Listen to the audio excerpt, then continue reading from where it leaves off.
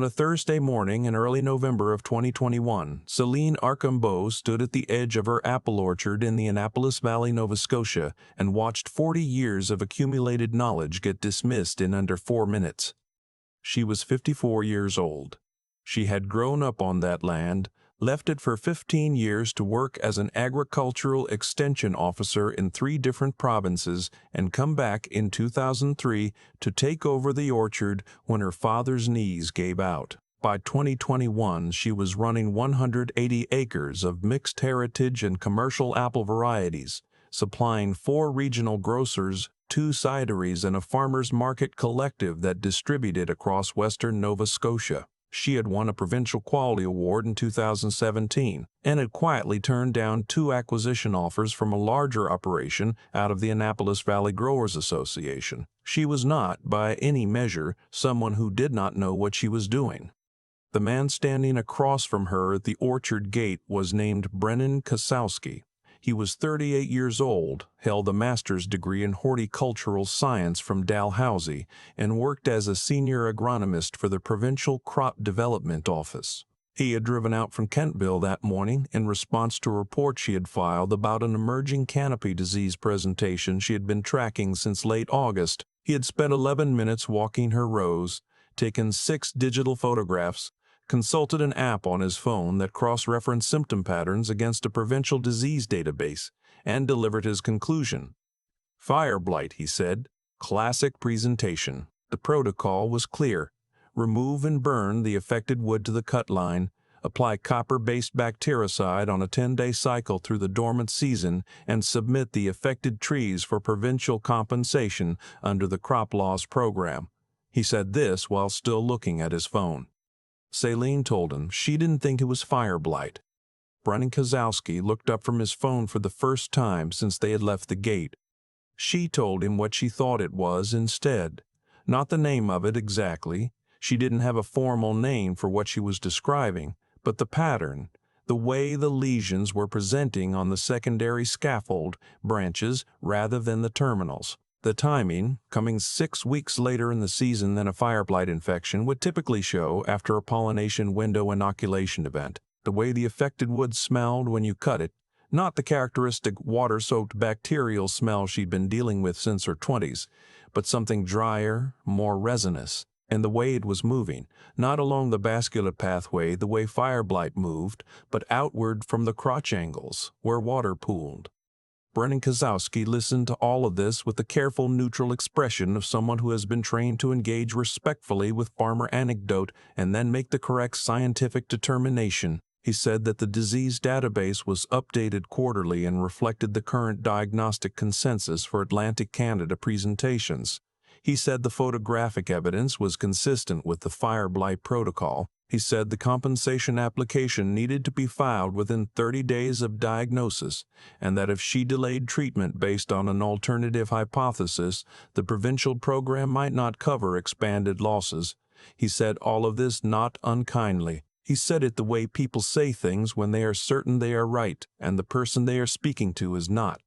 He left at 11:15. Céline stood at the gate and watched his car reach the end of the lane and turn onto the county road, and she did not file the compensation application. Let me tell you about Walter Deschênes, because you need to understand the man before you can understand what he knew.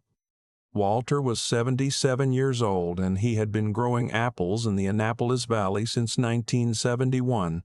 His operation, 62 acres of mixed heritage varieties on a south-facing slope 8 kilometers east of Céline's orchard, was not large. It had never been large. His father had bought the land in 1948, and Walter had taken it over at 24 and had spent the 50 years between then and now building something that most agricultural economists would describe as economically marginal, and that anyone who had eaten an apple from his trees would describe in entirely different terms. Walter had survived the consolidation pressure of the 1980s. He had survived 2 serious frost events and 1 catastrophic hail year in the 1990s. He had survived the entry of offshore apple supply into the Atlantic Canada market that had pushed dozens of smaller operations into closure between 2005 and 2015. He had survived all of it without selling an acre, without losing a significant cultivar, and without once applying for provincial crop loss payment. His daughter, who lived in Halifax and worked in provincial finance, had told him more than once that survival was not the same as success. Walter had listened to her with the patience of a man who did not need to argue the point. What Walter had that was not immediately visible to anyone who hadn't spent time with him was 50 years of watching the same trees make the same choices in the same ground under the same sky.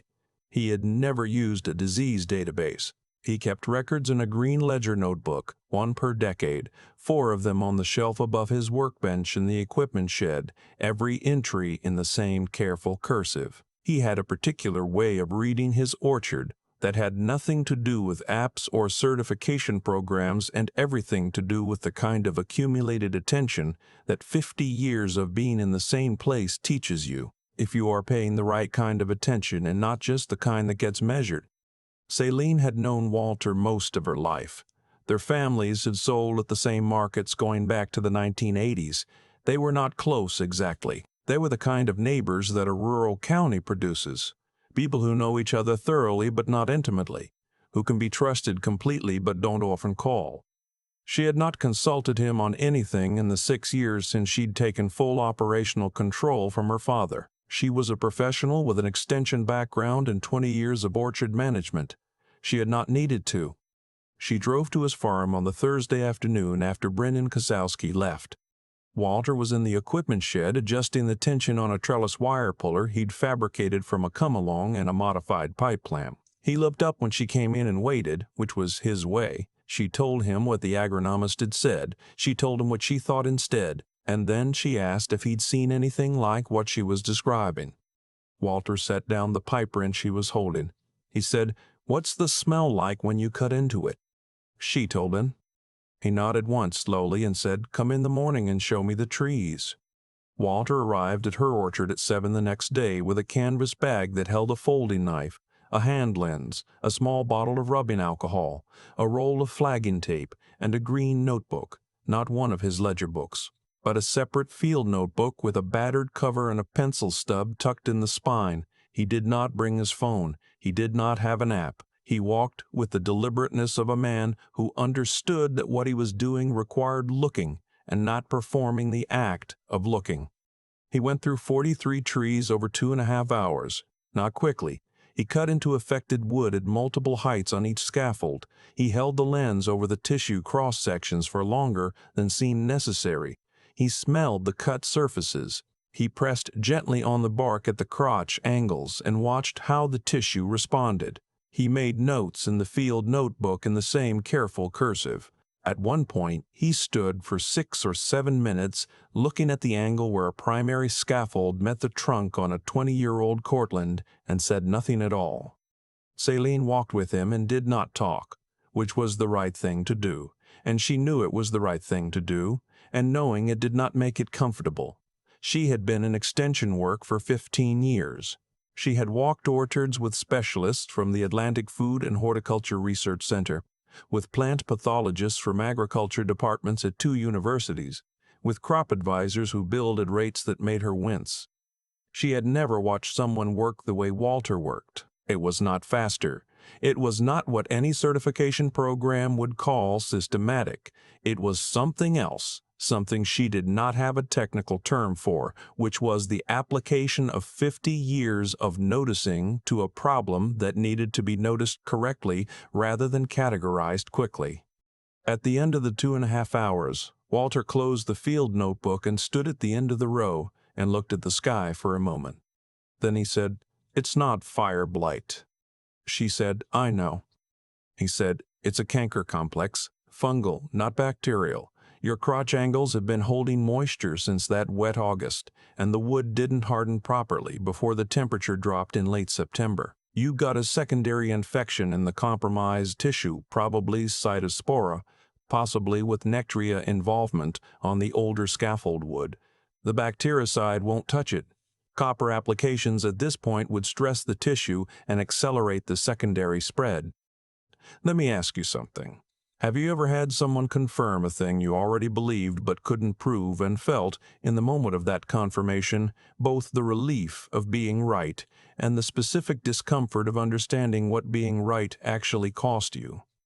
Céline had spent 11 weeks managing the uncertainty of not knowing whether her assessment was correct. 11 weeks of walking her rows in the evening and trying to determine whether she was applying professional judgment or simply refusing to accept a conclusion she didn't want. The certainty that Walter was offering her was not comfortable, because it meant she had been right, and being right meant the problem was exactly as serious as she had feared, and now she had to figure out what to do about it. Walter told her what he would do, and let me tell you about what he proposed, because it was not anything in the provincial disease management protocol, and it was not anything the Dalhousie agronomist had offered.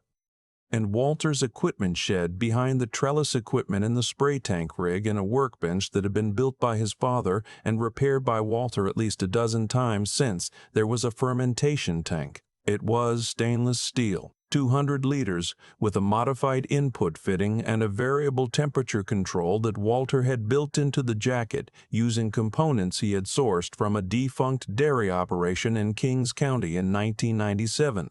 The tank was not impressive to look at. It was not designed to impress anyone. It had been designed by Walter in the winter of 1996-97 to produce a specific biological preparation he had read about in an agricultural extension circular from the 1940s, a fermented compost extract intended for application to orchard wood as a canker management intervention.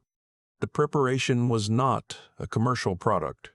No manufacturer made it. No provincial certification program covered it. It was built on principles that Walter had first read about in 1984 and had spent the following winter trying to understand well enough to build something that might work. The preparation he had developed over the intervening decades was not the same as what was in the 1940s circular. It was the product of 27 years of modification, of things that hadn't worked and things that had, of observations written in green ledger notebooks and adjustments made in January when there was nothing else to do but think. He had used it 11 times on his own trees, never on a commercial scale, never with any external validation. The last time had been in 2018 on a block of older Gravensteins that had been showing the same crotch angle moisture pattern Céline was seeing now. He had saved 31 of 38 affected trees. The 7 he had lost had been too far advanced when he started.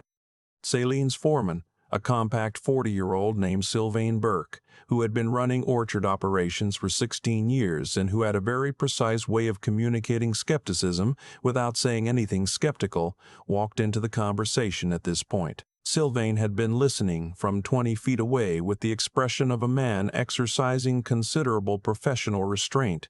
He said in a voice that was carefully neutral that the provincial spray program for the coming dormant season was already scheduled, that the equipment was calibrated, and that introducing an uncertified biological application into the protocol would create documentation complications for their food safety certification.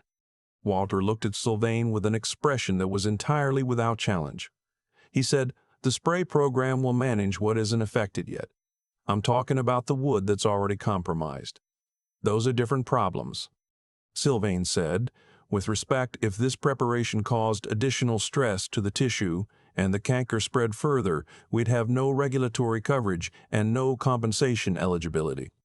Walter said, "If the canker spreads the way it will without intervention, you'll lose that block by spring regardless.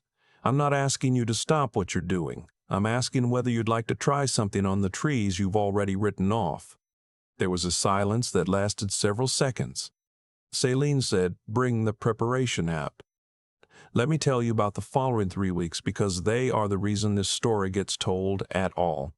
Walter's son, a quiet 45-year-old named Jean-Paul who had grown up helping his father maintain the fermentation equipment and who treated his father's methods with the matter-of-fact respect of someone who had watched them work his entire life, drove the fermentation tank out to Céline's property on a flatbed trailer on a Saturday morning. What arrived looked to Sylvain Bourque and to Céline's 2 other employees like salvage equipment from an era no one had reason to think about. The welds were good but visible. The temperature control wiring was not elegant.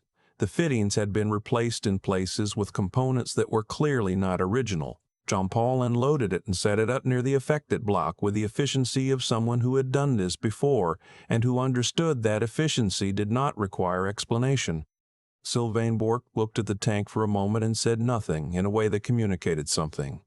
Walter and Jean-Paul spent 3 hours calibrating the preparation for Céline's specific conditions, the soil pH, the rootstock characteristics of the affected trees, the ambient temperature range for the dormant period. Walter made adjustments to the fermentation temperature using measurements he had taken from Céline's soil and from a weather record she had pulled from her irrigation monitoring system. He asked for the past 3 years of spray records and sat at the tailgate of Jean-Paul's truck for 40 minutes reading through them carefully before he said anything.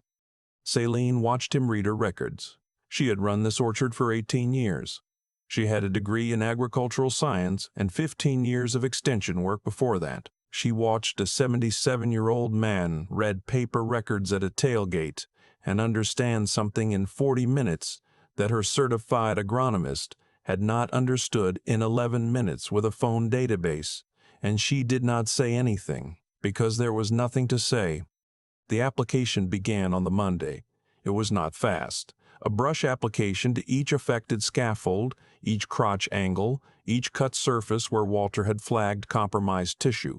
43 trees, 2 applications each, spaced 72 hours apart. At a temperature range, Walter said, had to be within 2 degrees of target or the preparation would not work correctly. Jean-Paul monitored the temperature control overnight during the first application cycle.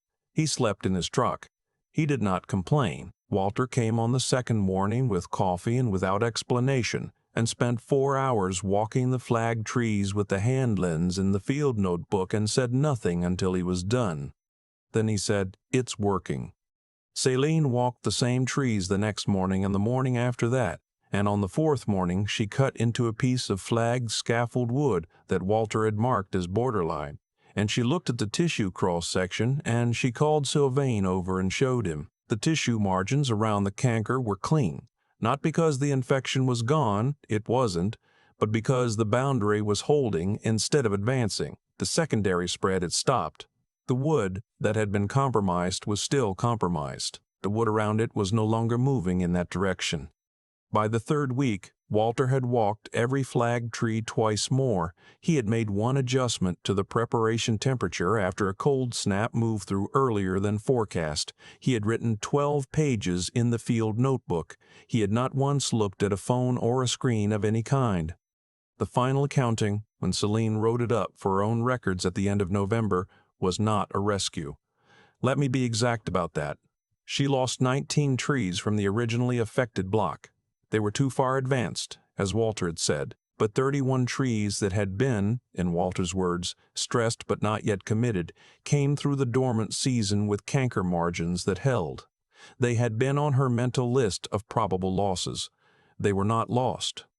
The Dalhousie agronomist had told her the problem was fire blight.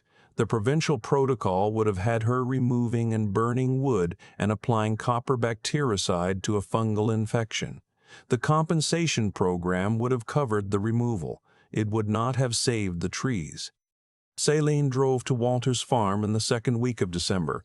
He was in the shop behind his barn working on something she didn't recognize, and he lifted his welding hood when she came in and waited. She said, "I want to pay you properly." Walter said, "I didn't bill you." She said, "I know. Name a number." He thought about it. The Valley Orchard Heritage Trust is trying to catalog the remaining heritage cultivar populations before they're lost. They need a GPS mapping done on the old-growth blocks. If you have the equipment and the time in the spring, that would be a better use of your money than paying me.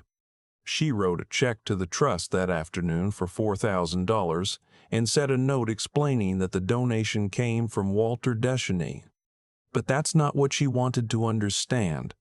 She stayed in Walter's shop for nearly 2 hours, and she asked questions, and he answered them with the patience of someone who has been waiting a long time for someone to ask the right things. He talked about the difference between bacterial and fungal canker presentations in ways that were not in any diagnostic protocol she'd ever read. He talked about fermentation biology in terms that were practically based rather than theoretically based, which meant they were grounded in what had happened on his specific trees in his specific ground under his specific sky over 5 decades. He talked about the 1940s circular and the winter of 1996 and the things he had tried that hadn't worked and why.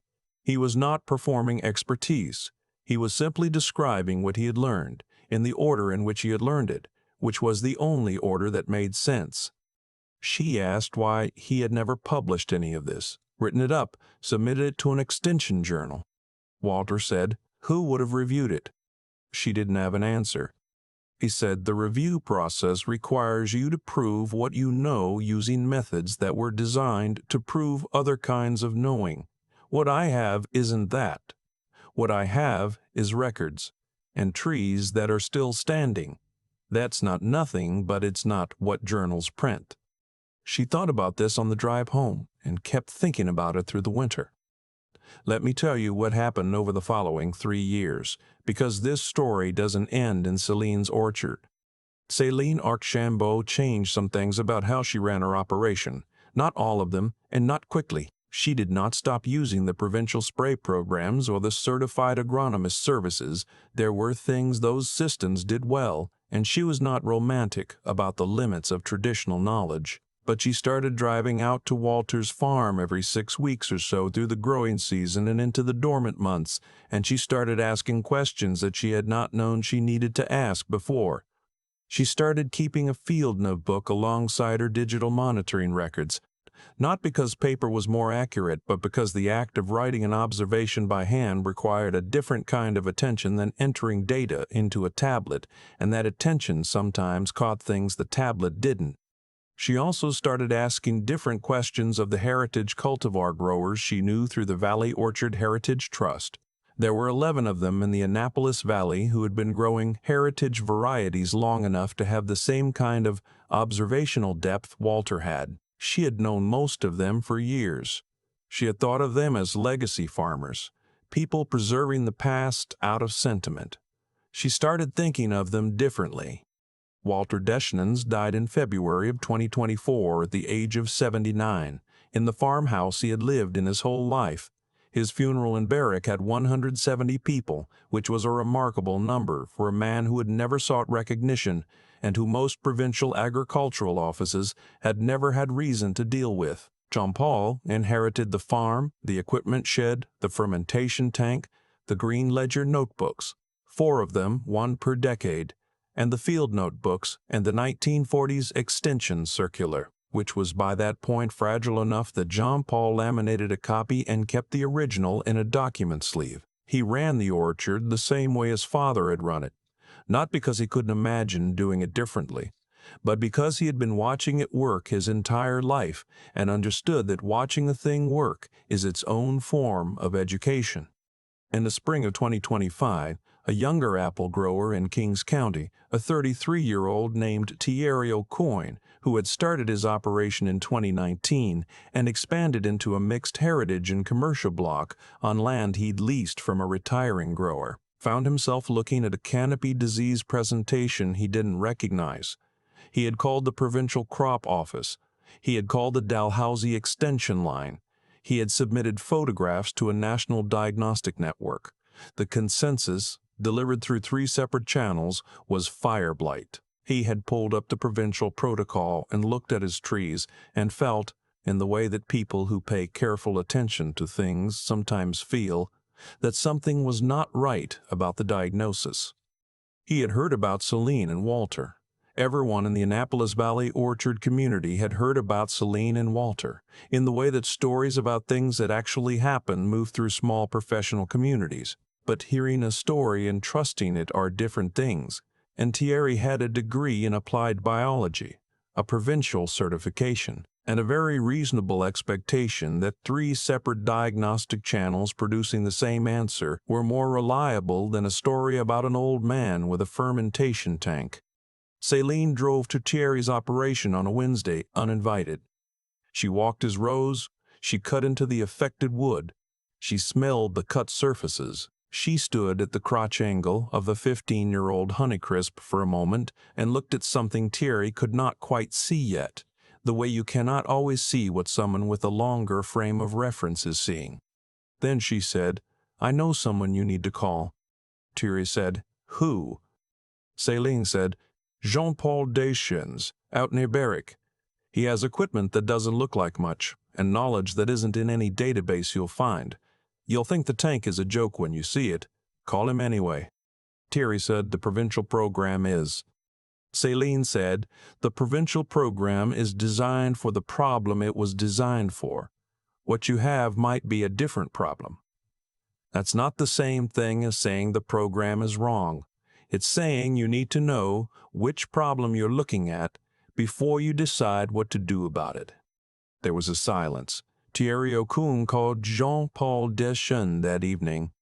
Jean-Paul arrived the following morning with the fermentation tank on the same flatbed trailer his father had used. What arrived looked like what it was: equipment that had been built by hand in a shed in 1997 and maintained with the same care that the man who built it had brought to everything he maintained.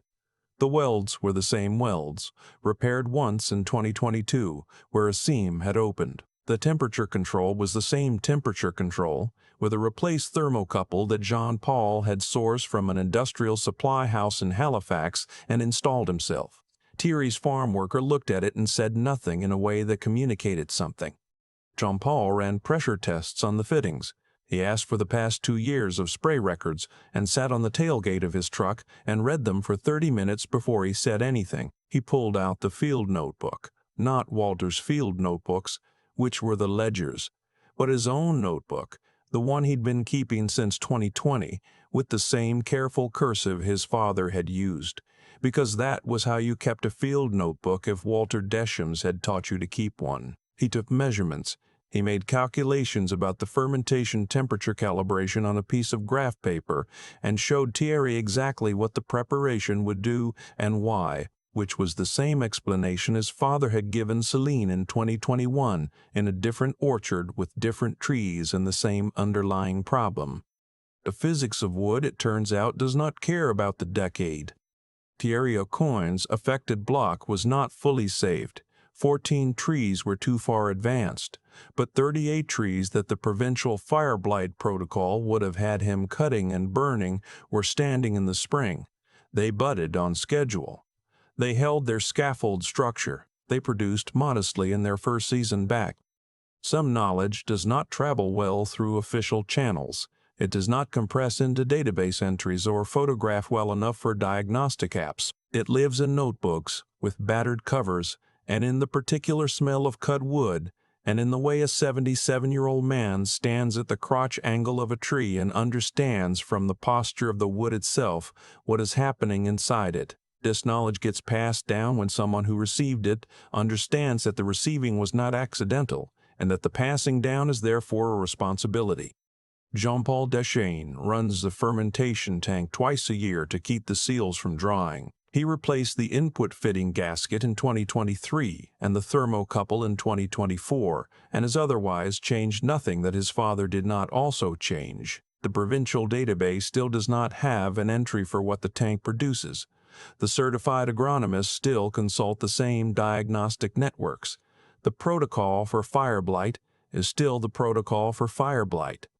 And in the Annapolis Valley and the orchards that have been there long enough to have a history, there are people who know to call Jean-Paul Deschênes when the diagnosis doesn't quite match what the trees are telling them, not because official knowledge is wrong, but because official knowledge was built to be right about the things it was built for, and there are still problems that sit outside what it was built for, waiting for someone with the right frame of reference and a field notebook and the patience to smell the cut wood and listen to what the tree is actually saying.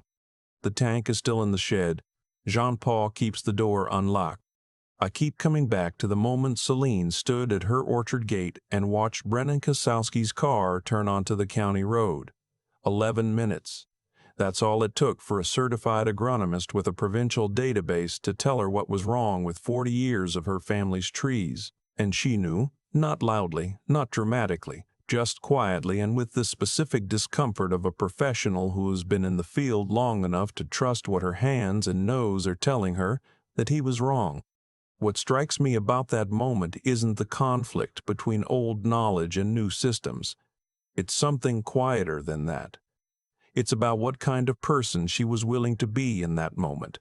She could have filed the compensation form. She could have let the protocol run its course and taken the money and lost the trees and called it a bad year.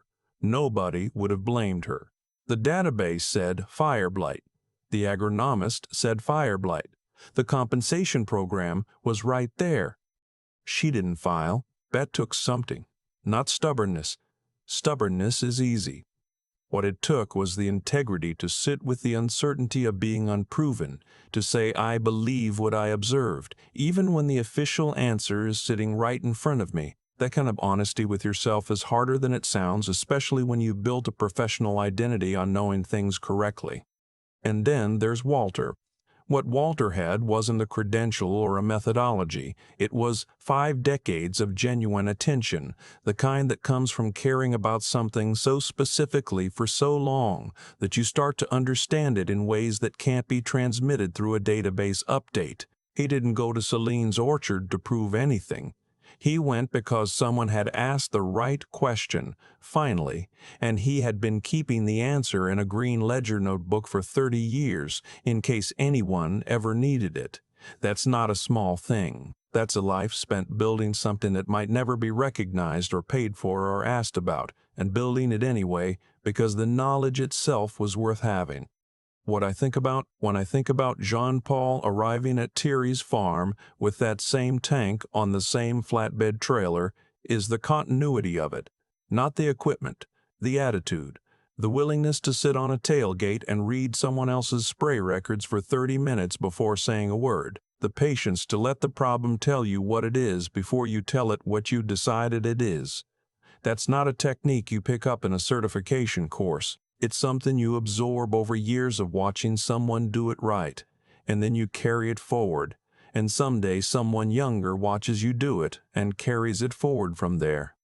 I think the reason this kind of story stays with people is that it isn't really about orchards or fermentation tanks or canker biology. It's about what we owe each other when we know something true. Walter could have stayed in his shop. He had no obligation to drive 8 kilometers and spend 2.5 hours walking someone else's rows. He did it because the knowledge was useful and there was a person who needed it, and showing up was the right thing to do. Simple as that. The tank is still unlocked. Jean-Paul keeps it that way. I think he understands what his father understood, that knowledge kept only for yourself eventually stops being knowledge and becomes just memory. It has to move through people to stay alive.